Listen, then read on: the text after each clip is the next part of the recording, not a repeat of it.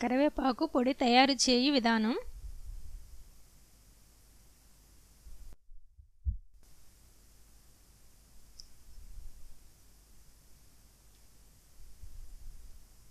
కడిగి ఆరబెట్టుకున్న కరివేపాకు, శనగపప్పు, మినపగుళ్ళు,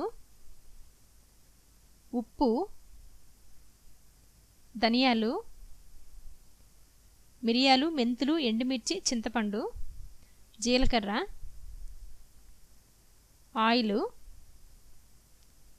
ఇప్పుడు స్టవ్ వెలిగించి కళాయి పెట్టుకొని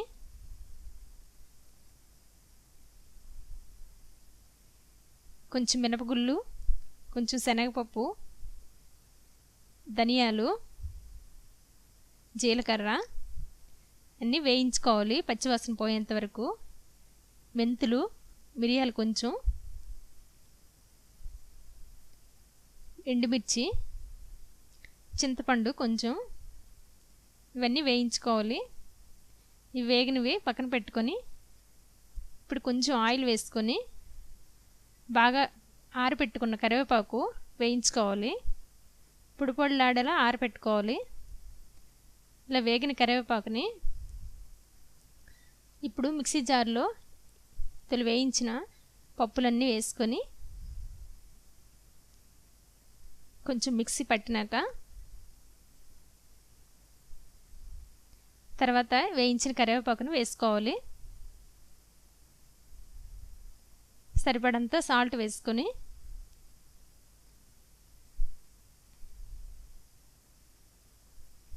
మెత్తగా అయ్యేంత వరకు మిక్సీ పట్టుకోవాలి.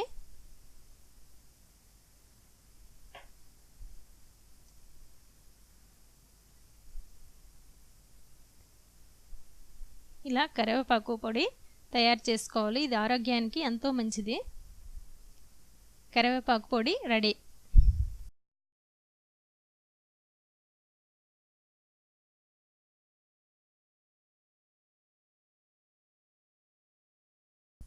మరిన్ని వీడియోల కోసం సబ్స్క్రైబ్ చేసుకోండి.